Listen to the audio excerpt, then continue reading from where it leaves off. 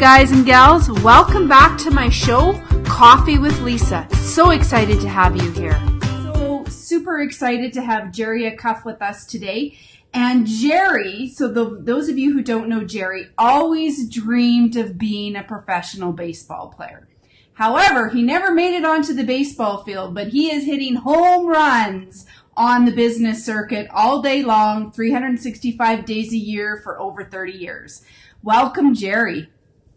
Thanks, Lisa. It's great to be with you. It's great to be with you. So tell us your story, Jerry. Where did you start out? I mean, we know you're a sales legend. You know, you've written 4 books. You're on NBC, featured in numerous magazines, as well as on MSNBC, really the ABC Radio Network, and Fox Radio Network. Well, I'm a redneck from Memphis, Tennessee. And, you know, I went to college on a football scholarship.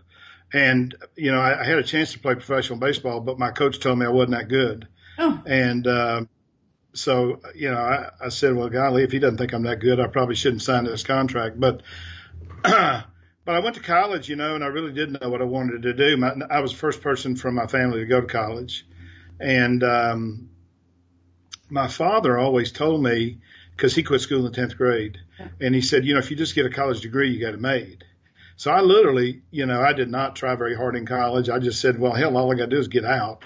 Yep. And so I graduated, and I thought there'd just be long, you know, line of people dying to hire me. When I found out, well, that wasn't very true. And so the only thing I knew to do was to get into coaching, because I played college football. And so I did teaching and coaching until I realized I couldn't make a living.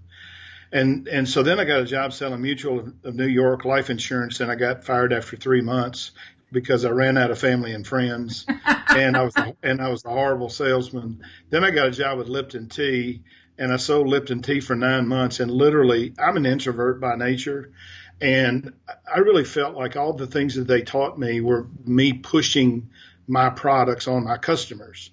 And literally, the last, you know, I guess 6 weeks I was there, I would sit in a car for 45 minutes to an hour getting up the courage to go make the call. And so finally, a friend of mine called me and said, hey, do you want to come coach football again? So I said, yeah, and I did. And so I quit that job. And right before I'm sure they were going to fire me, because I just said, selling is not for me. This is not it's not who I am. Yeah. And so I got into coaching, and then I realized I got rejected from graduate school at Northeast Louisiana University, which I will tell you is hard to do.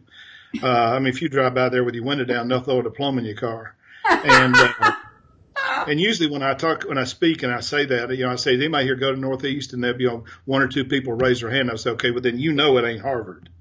And so, I mean, it's got a great pharmacy school, but that's when I realized I had to get a job.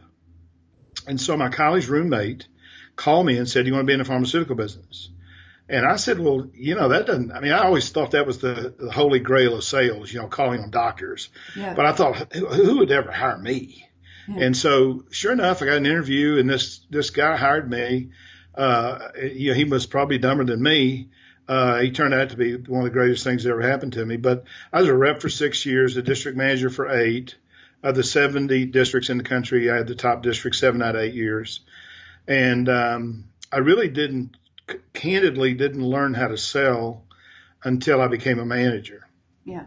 And but my boss always told me something which I think is really good advice. He said, you know, the most important thing in selling is to be yourself. Yeah. And I thought, so I said, well, so what you're saying, you know, I said this to myself, you're saying it's okay for me to be an introvert.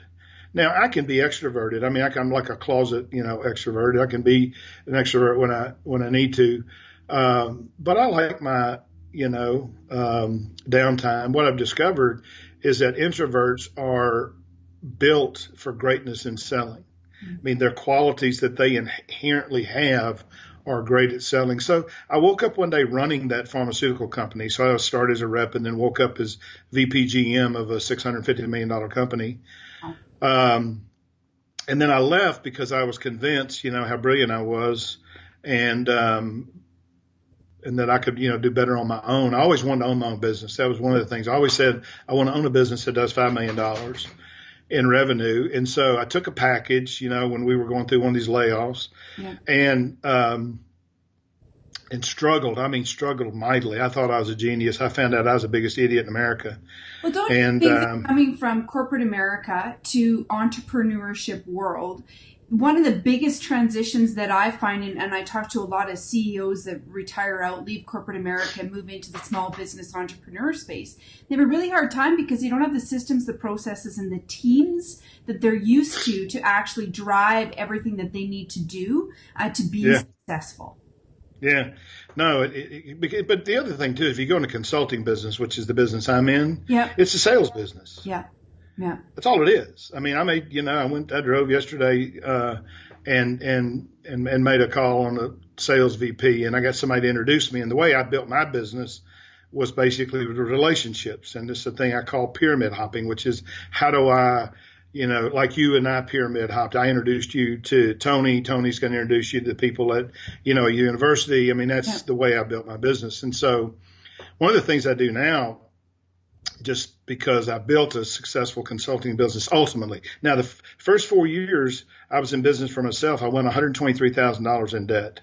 And it took me about 6 years to pay all of those credit cards off. Incurred because you couldn't make a living, and so you had to use other sources? My bills were $120,000. I was making $50,000. Well, and students face that today now, never mind. I mean, they've got debts that are atrocious. Educations that they can't use, and educations that don't teach them the necessary skills like you and I are talking about, how to build relationships, those external edge learning skills that you need to be successful. You always tell people, look, I don't care what you do. There's 3 things you better be good at. Yep. 1, you better be good at goal setting. Yeah. And at jerryacuff.com, my goal setting course is free.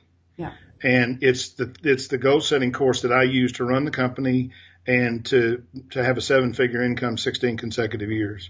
And it teaches you how do you set goals that you think are beyond what you're really capable of. You see, the vast majority of us don't have any idea how great we are. No. We don't understand the greatness is in. That's why many of us need a mentor. If you knew your greatness, you would have played baseball because you wouldn't allow that person to stop you from achieving that goal. No. Yeah, you're probably right. But so you need to set goals. You need to know how to build a really proactively build a network of people that are willing to help you. And then the third thing is you better be persuasive in whatever you do. I mean, I got to persuade my wife to go to Mexican because she says it's not real food. Now, I happen to love it, but but it doesn't matter if you're a doctor, you're persuading patients to do what you want them to do. If you're a preacher, you're persuading a congregation. If you're a salesperson, you're persuading, people. So I had this big epiphany in 1981 when I became a manager, and I remember driving down the road saying, okay, I now have responsibility for these 10 salespeople, right? Yeah. And I'm having this conversation with myself, and I'm saying, okay, you know how to sell, but you don't know how to teach somebody how to sell. So then I thought, well, here's a big idea. Maybe I should read a book. So I went to the Brookwood Village Mall in Birmingham, Alabama, and I bought a book called Winning Strategies in Selling by Roger Staubach and Jack and Gary Kinder. Now, I bought the book because Roger Staubach was a college football player. Yeah. He was Heisman Trophy winner, professional player. And I thought, well, hell, if he's a football player, he can teach me something about selling. And the book changed my life because in there, he quoted a guy named Charlie Tremendous Jones, and he said, chances are you'll be the same person 5 years from today that you are today, with the exception of 2 things. The people you meet and the books you read. Yeah. And the person who won't read is truly no better off than the person who can't read. Yeah. And so when I read that, I said, oh my gosh, I've been illiterate. Because the 10 years between college graduation and reading that book, I read Jaws, I read QB7 by Leon Uris in anticipation of moving to New Jersey. I read The Godfather. And that's it. And so since then I've read, probably 600 business books and have written 4 bestsellers. I do 100 book summaries a year. I read 25 books a year now.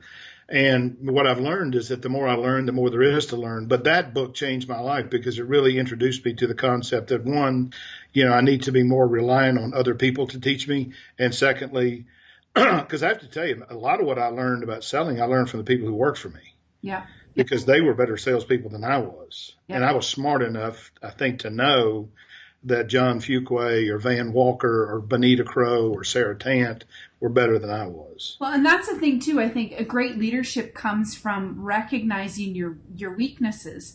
And I think it's even more important that people understand that it's not about, you hear often people say, strength, master your weakness. Why in the heck do we want to master our weaknesses when we have people around us that are lethal with those skills, and stay in the lanes that we're in because we're really good at that? Stay there. Yeah. Yeah. Drucker says, and who's probably the greatest management consultant ever, he says in his book, to put a focus on a strength puts a demand on performance. It's very true. And he says to focus on weakness yields nothing. Yeah. I think you have to be smart enough about your weakness that you're educated enough to understand the difference between somebody who's really good and lethal and expert at it versus not. I mean, don't get me wrong. We still have to educate ourselves. No, I don't disagree with that, but I'm just saying, when I recognize that somebody's better at something than I do, I want to learn from them and see if I can sort of elevate my skills. Yeah. But B, I also want to utilize their expertise if I can. Absolutely. I get fascinated. I speak to an awful lot of people, and I get fascinated by the fact that more people don't call me and ask me for my opinion. And I mean, I'll give you an example. I mean, I'm talking to 100 managers from a pharmaceutical company. This is 7 or 8 years ago. I thought I turned that off. And so I put my cell phone number on the flip chart, and I said, anybody who wants to call me. Out of 100 people, one person called me. That blows my mind. Nobody follows up with anybody anymore. Yeah, but what's interesting about this guy, because we've been really good friends now for about 8 years, I took him to breakfast twice a year for 3 years. Yeah. And in the third year, he says this to me. He said, I'm really struggling. And I said, what's the issue, Kurt? He said, well, there's 70 districts and I'm number 35 and I've been number 35 for 3 consecutive years. And he said this to me, I'm doing everything I can to be successful. And I said, no, you're not. He said, what am I not doing? I said, you ain't asked me how to sell your drugs. And I said, nobody on the planet knows more about selling drugs than I do. Why don't you use me? He said, well, I didn't know I could. I said, well, what would make you think you couldn't? So anyway, make a long story short, he said, well, what would you do? I said, well, just have one of your salespeople call me and tell me what the customer says, and I'll tell them what to say. Yeah. So I spent 4 hours on the phone with one of his reps, and he has made President's Club 7 consecutive years since then. Wow. And this past year, he sent me a message and said, this is my most gratifying year because 2 of the people that work for me have been with the company for 20 years and never made President's Club. And this year, both of them did. Wow. Well, and so my point is, if you have a relationship and don't use it, there's nothing, there's something wrong with you. Absolutely. And I think, it's funny, but I being connected to so many great experts like yourself and others, one of the commonalities is people believe that you're unapproachable because you're so brilliant and you've got all this expertise. And I think that's the biggest downfall as experts and as influencers is not allowing ourselves or projecting that we are available. You can call us. I tell people all the time when they say that to me, I said, first place, you do not make decisions about how I spend my time. Exactly. You let me make that decision. I said, if you contact me and I don't call you back, what do you learn? You learn I'm a jerk. Yeah. That's probably not a bad thing to know. Or you learn that actually I can be very helpful.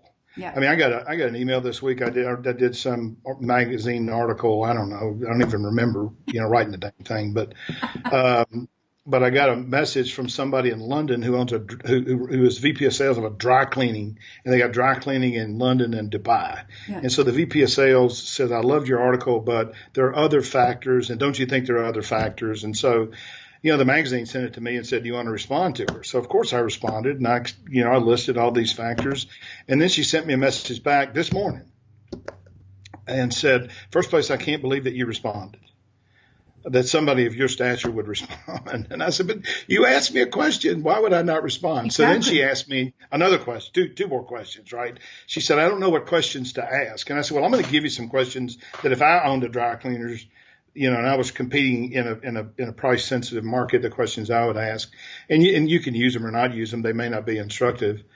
And then she also asked me about unexpected thoughtful acts, which is something that I teach people. How do you actually endear yourselves to others?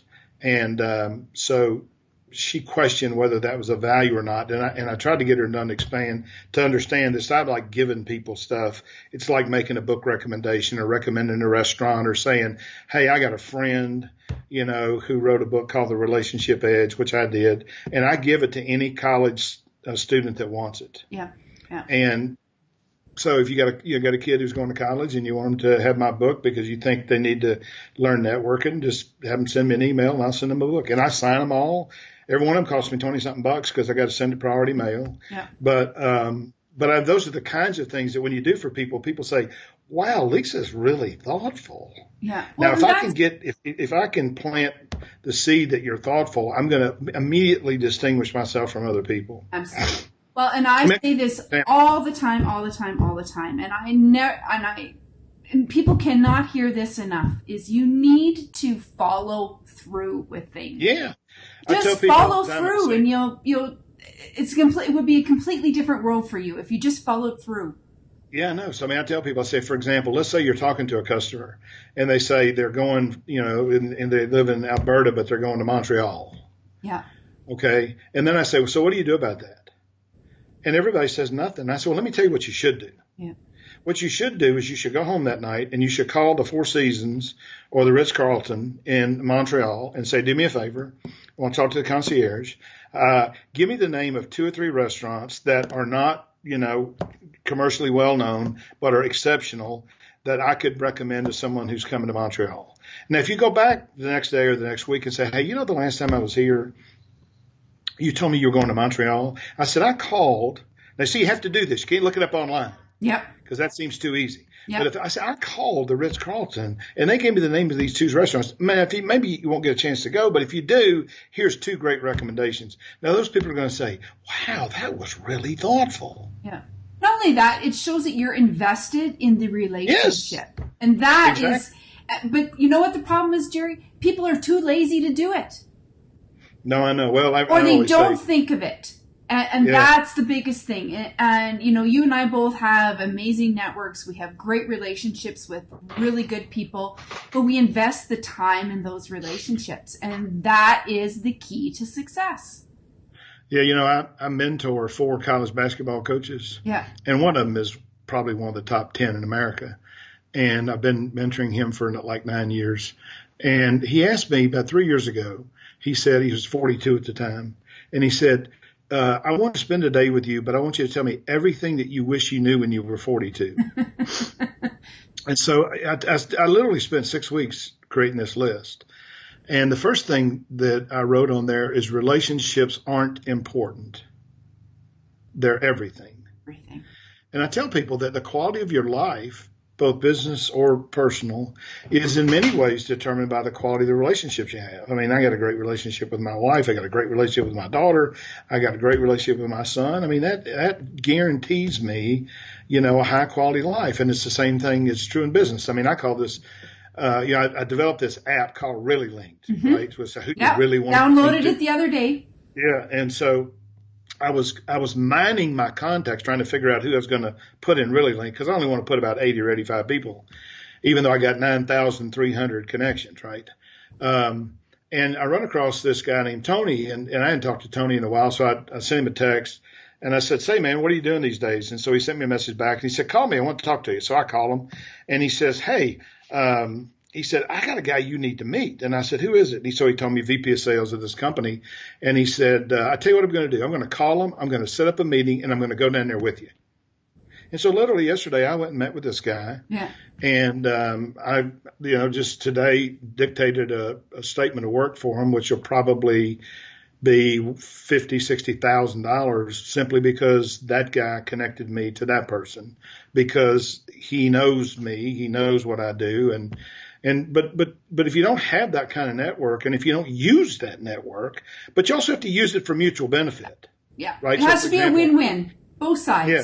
Absolutely. He wanted to meet somebody at one of my clients, so I introduced him to somebody at one of my clients. So it's called the Law of Psychological Reciprocity. I will give to you what you give to me. Yeah, absolutely. So now tell me, not everything was easy for you. You had lots of challenges. You've had lots of obstacles. We all do. And anybody who says they don't is full of BS. Right. So what was your biggest failure and how did you overcome it? My biggest failure was arrogance. It was really believing that when I left the pharmaceutical company where I was making a really good living, that I would be instantly successful because I was so brilliant. Yeah. And what I found out in 4 years was that I was a functional idiot when it came to being an entrepreneur. Now, luckily for me, I did some people who had done some consulting for me, we started a small business together. And one of the owners there, a guy named Bob Lieberman, who is one of my favorite people in the entire world. Bob. Bob is beyond belief, just an incredible human being. But he taught me more about running a business than I learned running a $650 million business. He taught me about profit and loss statement. I mean, I looked at all that stuff when I ran the company, but I had finance people doing all that stuff. And, when you're in your own business, you, like you said, you're the janitor. And, so I think my biggest mistake was arrogance in thinking that I was going to be wildly successful. And I really didn't realize that A, you need a network. B, you need a formula. If you're going to be successful as a consultant, you better have a recipe or a formula or a process that people can, say grace over. So like yesterday, I'm talking to this guy and I said, okay, here's what I want to do. I want to teach your people 3 things. LTA. What's LTA? How do you get them to listen? And there's only 2 ways you get people to listen, by the way. I don't care who you are. Number 1 is you have a relationship with them. You call me, I'm going to talk to you because we have a relationship. Yeah. I don't care whether you want to talk about a timeshare in Montana or whether you want to talk about a vacation in Hawaii or whether you want to talk about I don't care. Yeah. But only about 25% of the business relationships we have does the relationship carry the interest. Yeah. The next thing is if I don't have a relationship, I better say something quickly that the person I'm talking to thinks is not only interesting but relevant. Yeah. Now, what we do is we teach people straight out of Chip and Dan Heath's book, Made to Stick, how do you use mystery, surprise, and curiosity? So I tell people, I say, look, if I walk into any customer's office and say, look, I'm driving down the road and I'm thinking about this meeting with you, and I said, I am bombarded with thoughts about what I should say to you, but there's one thing that I have to tell you. And shut up. I'll guarantee you that person will say, well, what is it? Exactly. Because their curiosity's killing them. Or if I say, look, I'm in the hot dog line at the Alabama State Fair and all I can think of is you. I guarantee you they're going to say, what the hell were you thinking? First place, if I'm looking at you, you probably ought to be in that vegetable line, not that hot dog line. But we teach people how do you actually create, get people to listen, but connect what you're saying to the conversation you want to have. Yeah. So the next thing, the T stands for how do you get them to think differently? Because if you're selling anything, or trying to persuade somebody, if you can't get them to think differently, you can never get them to act differently. Yeah. So we teach a framework for how do you actually build a question so that people want to answer. And a whole lot of our expertise and what clients pay us for is to tell them what questions to ask. And what is the exact words, because we know that, 20% of what people believe they tell you, 80% is like, the under the water part of the iceberg. So if you got to get people to be truthful with you, you're not going to sell them. So we create a safe environment, so a relaxed environment. We use a thing called soft words. We never use words like should. Yeah. You might ought to think about this. Here's something you might want to consider. Because one of the things I learned a long time ago is the mind doesn't work unless it's open. Yeah. And so what happens with a lot of salespeople is that they unintentionally, and it's all unintentional, but they unintentionally and inadvertently, they close people's minds with their questions. Yeah. I mean, I was with a sales rep one time, and she walks into a customer and says, I understand you have 10 people on my competitor's product. That's our opening. Now, he looked at me like I was, she was a Martian. Yeah. And I said, well, that makes perfect sense to me. He said, it makes sense to you that I'm not using your product? I said, oh, yeah, it makes a lot of sense to me. Well, do you think he was expecting that? No. His curiosity was killing him. Why would you say that? And I said, tell you why. I said, I think a lot of people think just like you did. I said, now I think they're starting to see it differently. Right. Yeah. You see, when you say they're starting to see it differently, what you do is you activate their curiosity mechanism to say, holy smokes, the law of the like, which Cialdini talks about in his book, Influence the Science of Persuasion, is I want to be like everybody else. So if I think some other people are doing this and I don't know about it, I feel left out. Yeah. So we teach nobody people how likes to be left out. Pardon? Nobody likes to be left out. No, nobody. And then the last one is how do you get people to ask for commitments? Yeah. Now, we teach a process, and it's a very simple process, but it's one that I created, and I modeled it after my high school process for asking girls out. This will be good. I did not like rejection. Yeah. So I figured out the best way to not get rejected was to know before you ask them whether they would go or not. Yeah. Know the answer before you ask it. So I get somebody to tell me, is Mary Ann going to go out with me? And if they said, no, I don't think so, then I wouldn't ask her. Yeah. So I never got turned down. Yeah. I mean, there were a lot of women, or girls that I wanted to go out with in high school that I never asked because I knew they wouldn't go. Yeah. But what I did was I took that concept and I created a process for asking for commitments where before you actually ask for the commitment whether you're going to get it or not. Absolutely. And if you don't get the commitment, what you get is the reason why they're not willing to commit. And in my mind, as a salesperson, if I can find out why you're not committing, that's just as important as getting you to commit. Well, and I think too, you're talking about salespeople, but that principle, that process applies whether you're a business coach, you're a CEO, you're a VP. It doesn't matter who you are, whether you're a brand new student fresh out of college, green behind the ears, and you don't know what you're going to do with your life. That process applies regardless. And that's a process. And I often talk about, you go to college and you learn these technical skills, but that process, that world life experience, you don't get anywhere in a textbook. You get it. You get it in real life. Exactly. From experience. Yeah. And I was so lucky. I mean, you talked about the setbacks in my life and one of the biggest setback was taking so long for my business to be successful and for me to actually figure out, how do I start a consulting business? And so it's one of the reasons why, here's an interesting statistic.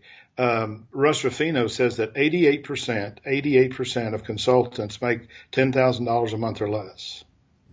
Only 1% make, are generating $100,000 a month in revenue. Now we generate probably $500,000 or $600,000 a month in revenue, so we're in the top 1%.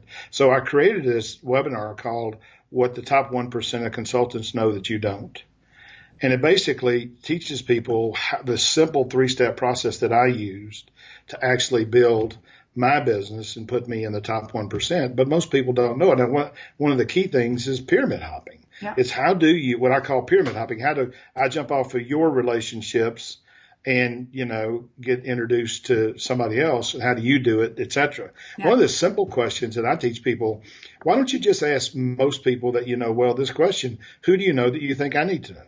Yeah. I could give you a list, Jerry. And if you ask 10 people that and 2 people give you an answer, and then you say this, how comfortable would you be introducing me? You don't say, would you introduce me? Yeah. Because that puts them on the spot. Because what happens is over half the time, they misrepresent the quality of the relationship. Yeah. But if you say, how comfortable would you be introducing me? You only get 2 answers to that question. One is, well, he's weird. So they put it off on the other person, right? Yeah. Or they'll say, no, I'm totally comfortable. And then I say, well, how do we make that happen? It's just that simple. But most people never ask that question. We don't. So what I teach people is, number 1, mind your contacts. Number 2, contact them. Number 3, ask them, for how can you help them and who do they know that might benefit from having a conversation with you, and then get them to see if they'll make those introductions. Now, yesterday, this guy, he literally flew to meet me at this meeting. Now, that's above and beyond the call of duty. But I mean, this is a business guy that I've done business with for 25 years. Yeah. The other thing I tell people that, and you know this better than I do, but you're not going to be successful in anything if you're not really good at it.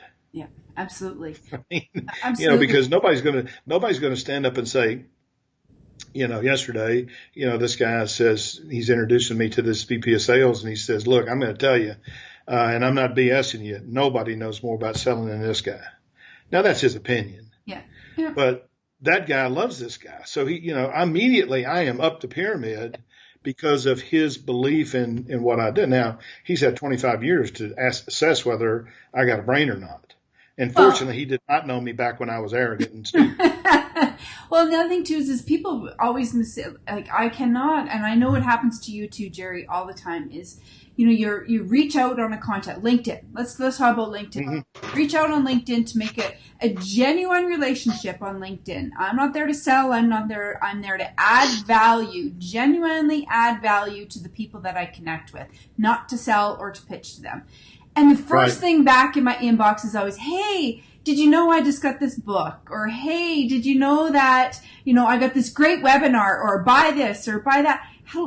People do not generally get. No, actually, I genuinely want to know, how are you? How is business? What's your challenge? How may I serve you? How may I help you? Who do I know that can help you? And there's only a select percentage of us that really operate at that level. And that's why we're successful. Yeah. I think you're right. I tell people I don't want to sell anybody anything. No. I want people to buy because it's the right decision for them. Yeah. So, I mean, I start, in fact, in this advice I gave this woman, Anastasia, about the dry cleaning, I said, the first thing I tell everybody is that, look, we're not for everybody. And so I'm not going to know whether we're a decent fit for you or not until I actually ask you some questions. And so before we get started, can I ask you some questions? Because I don't know. I told the guy yesterday, look, I don't know if I can help you or not. So you got to tell me what your situation is. And then once you do that, I'll throw out some ideas if I can help you. If I can help you. I had a guy call me one time. It's a true story. And he says, you live in Scottsdale, don't you? And I said, yep. He said, well, I was in the Army with a guy who told me if I ever needed sales training, I had to call you. And I said, oh, well, that's nice. He said, well, I want you to come do a program. And he gave me the name of the program, right? Yeah. And he said, it's in Scottsdale. So all you got to do is drive across town to 100 people. I said, do you have any idea what I charge? And he said, no. And I said, it's $20,000. And he said, I don't care. He said, Drew told me that I had to hire you, so I don't care what you charge. Yeah. And I said, well, can I ask you, would you be open to another option? And he said, sure. What do you mean? I said, honestly, I can do this, but I'm not the right person to do this. Now, if you're just dying to write me a check for $20,000, I'll cobble something together and I'll come over there and do it. I said, but I honestly can tell you, I can get you somebody to do this for $5,000 and they'll be way better than me. He said, you would do that? And I said, yes. I mean, I don't want to do stuff that I'm not intended to do. I'm not right for you. Now, again, I appreciate, the recommendation. Yeah. So anyway, I connected him to the other person. He sends me a text message right after the guy comes off stage, and his text message said, I owe you big time. And I ain't never heard from him. But I did the right thing because I wasn't right for him. Yeah. This other person was right for him. Well, and that will come back to you tenfold. Yeah, and ask if we do customer service. Yeah. No, we don't do that. But I know somebody who does, and they're terrific. Yeah. And I've gotten them a lot of business because they're great. Yeah. So to me, and I'm only recommending people that I know are great. Yeah. But I don't want to sell anybody. I want people to buy in. That's why my book's called Stop Acting Like a Seller, Start Thinking Like a Buyer. Yeah. How does the other person think? Yeah. If it's the right thing for them, they'll make their own decision as to whether they should buy or not. Well, and people see through, and I think it's becoming more and more apparent that people see through those ungenuine, authentic ways of doing business. And if you are truly, genuinely invested in somebody's business, I just had a call the other day with a gentleman who is probably not going to do business with me. But we sat for an hour and we talked about his business and ways to build his business and what is the most effective path with the most effective systems, processes, and the right people to genuinely get to his business objective and goal. And that was an amazing hour. Didn't mean I made any money from it. Didn't mean that I'm going to make any money from it. But the value that I got back was I learned something from him as much as he learned something from me. And that's how people build really successful businesses. Yes, Zig Ziglar said, you get everything in life you want if you help enough other people get what they want. And I think, what you're doing there. Now, the one thing I do say, and I do teach this when I teach my, Acuff Consulting Secrets.com thing, is when you go into a meeting with somebody, one of your objectives should be to build a relationship with them, whether you get the business or not. Because the one thing that I have found out is that most people, like you said, are, they want to be a success, but they don't want to do what it takes to become a success. And so they won't do the follow up. They'll say, well, there was nothing there for me, so why should I continue the dialogue? When you don't have any idea who this person knows, who this person could introduce you to. And if you continue to give them value and you continue to stay in touch, then you never know where that's going to lead. Yeah. And we can manage, I don't know, about 150 according to the experts relationships. And most of us aren't managing 25 or 30. Yeah. And so now how do you do it? I mean, my app, makes it easier to do. But my point is I go into these meetings saying, if I can come out of here with a relationship, then I never lose. Yeah. I built a relationship with this guy, 8 years ago, and we did a bunch of workshops for his company. And then I had, then we stayed in touch on LinkedIn, but that's about it. And then he calls me, 3 months ago and said, hey, I'm now working for this big company. It's a Fortune 100 company. We've got 4,000 salespeople, and I want you to speak to the top 100. And then I want you to come and help us figure out how do we completely redo our selling approach. And why did you do that? He did that because A, I stayed in touch with him, and B, because we do good work. Yeah. But if I don't stay in touch with them, I may never hear from the guy again. No, exactly. Yeah. Well, and people don't realize that staying in touch. So if somebody's out there watching this right now, staying in touch doesn't mean that you got to invest all this time, energy, and resources to stay in touch with one person. It's just a quick hello. Hey, recently read this book and thought of you. Like, it doesn't have to be anything massively big. It just has to be a quick, thoughtful gesture. I would say 90% of the people that I connect with it's either an email or a text. And of course, in my app, you can call them, text them, email them, or request a meeting with them. And like every day, like today, it gave me 4 names that I need to connect with. And so, I'll send them either a text or an email. One of them I've already done, and he's already responded. And so it's, I can do it all in 5 minutes a day. Yeah. And now sometimes I need to actually talk to people, in which case I'll request a meeting or I'll say, hey, can we get on a call? But I mean, it doesn't take nearly as long as people think. No, I got this idea from a guy named Buzz Williams. Buzz was the basketball coach at Marquette. He was at Virginia Tech. Now he's at Texas A&M. And Buzz calls one person, writes one person, emails one person, and texts one person every day of the month. He's staying in touch with 120 people. And he just simply gets up every day and he does those 4 things, and then he's off to his day. But he can do all of that in less than 10 minutes. Yeah. I was going to say 10 minutes or less. It's all you need. Yeah. And when you talked about habits and processes and systems. And so I think, you obviously are committed to your edge learning. You read books, you've read hundreds of books. You probably take some online courses. So 10, 15 minutes a day. And nowadays with Audible, I mean, we can consume so much. My daughters laugh at me because I have twin daughters, and I was listening to an Audible the other day, and they're like, Mom, it sounds like chipmunks. How do you even understand what they're saying? And I've got it so that I've trained my brain to listen so fast. And a girlfriend of mine told me how to do that. And so I can rip through, a book fairly quickly, and nobody else would be like, they're in the car with me, and they're like, what are you listening to? But you just find ways to train, to, continuously learn. That's the most important thing. And it isn't just those external skills, it's those internal skills as well. So you talked about open-ended questions, because the questions of how you ask a question in building a relationship is just as important as what you ask. So Right. What are the key words that you typically use, Jerry, when you're asking those kinds of questions? Well, I mean, Ziegler says you can get more people interested in you in 2 weeks by talking about them than you can in 2 months by talking about yourself. So, I usually, start by number one is I do research. So like yesterday, when I went down there yesterday, I looked at this guy's LinkedIn. I looked at our common connections. I made a list of 4 or 5 people that I thought he knew really well. So one of the first things I asked him, I said, how well do you know Ralph?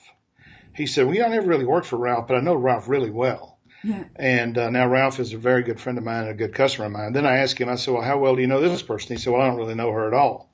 And I said, well, she's actually somebody that you probably should know because she's really impressive. So I do some research, number one. But the other thing I do is I usually just say to people, tell me how you landed here.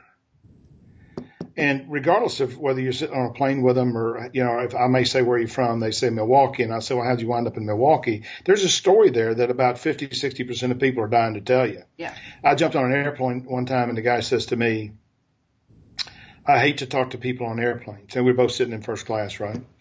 And I never had anybody say that to me before. And so I said to myself, okay, I've written 3 best-selling books on relationship building. I accept your challenge.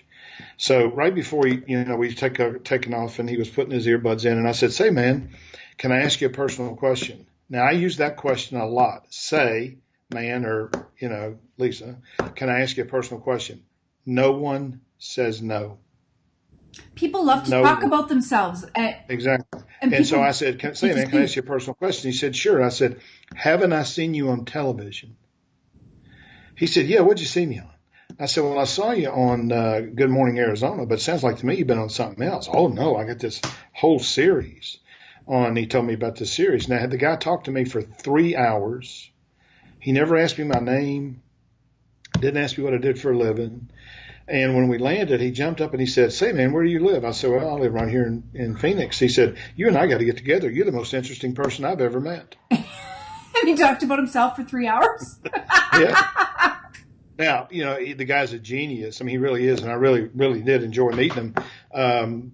And now when if I see him on TV or I'd listen to his podcast, I mean, I always learn something. But I always say, I want to get the other person talking about themselves, because nobody gives a damn about me. Nobody really cares, what, when you're actually out at a social event, I want people to tell me about themselves. I'm a person who is fascinated by people. And it doesn't matter, what your profession is. I mean, I have this philosophy that you treat everybody like they're important because they are. Yeah. And so it doesn't matter to me whether you're a parking lot attendant or whether you're taking my car back at Hertz or whether you're, president of a company. I'm going to treat you the same way. And but I do find that when you actually engage people about the things that are important to them, and the only way you can do that is to be friendly. Yeah. Then it's amazing what people will tell you.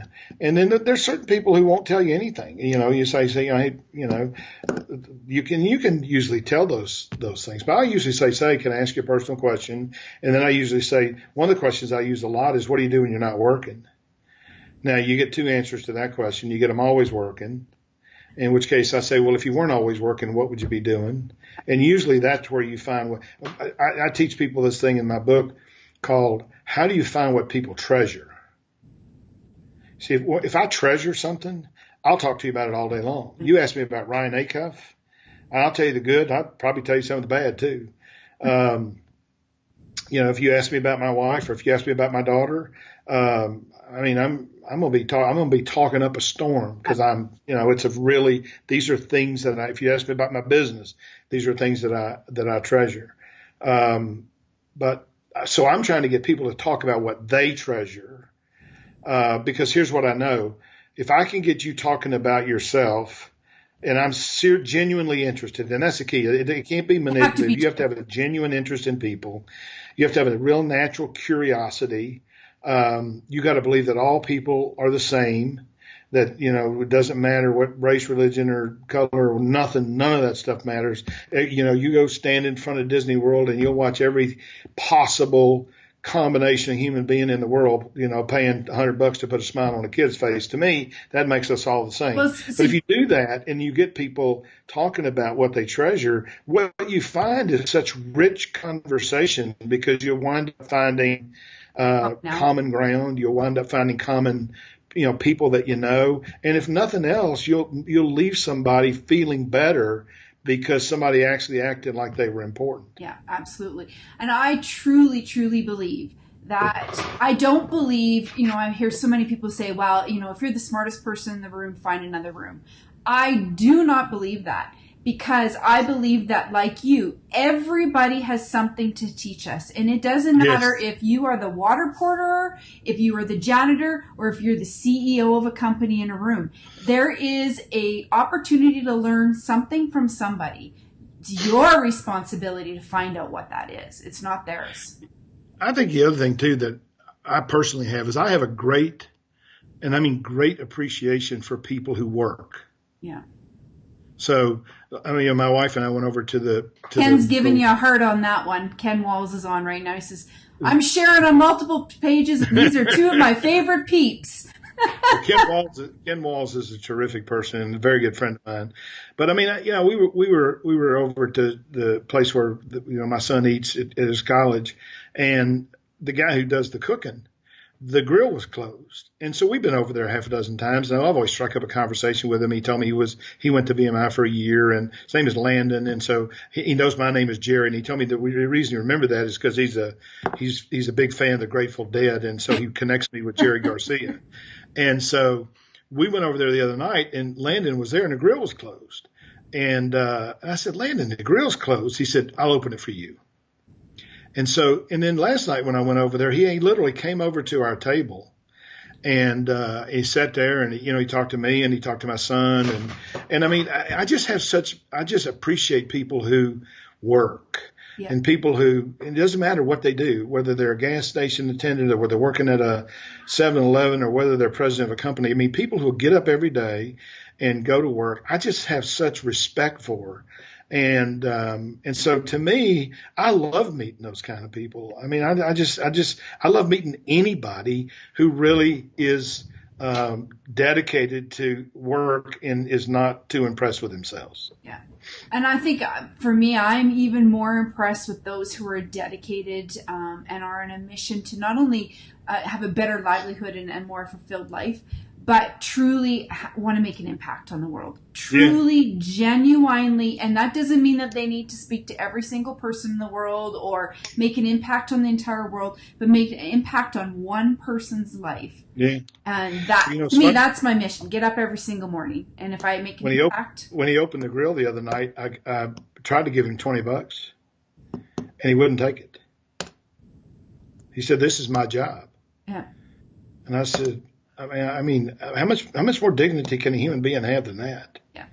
Wouldn't take the money. No. So I don't know. I love the guy. This summer he's going to be working in another place where my son's going to go to summer school, so he'll see him this summer. I probably won't, but I just have such great appreciation for the uniqueness of people. One of the things that Ron Willingham teaches in his book, The People Principle, he teaches about the three dimensions of human performance, and one of them is the what he calls the I am dimension, and it's your I am dimension, which is your self-image, is driven by every experience that you've had, both real and imagined, and if you understand that concept, it's a very simple concept, but if you understand that concept, two things are true. One is you understand that everybody's different. Yeah. And so even though I might be a Democrat or a Republican, I can understand the position of the other person and not have any, problem with it, because I understand they just simply coming from a different perspective than me. The second thing we have to understand, though, is that as individuals, and I think this is what you're talking about, it's our job to elevate people's view of themselves. Yeah. And I know my life was changed immeasurably by my regional manager, who one night, after he beat me out for a job, said, "Jerry, this job's not big enough for you. You need to be running our company."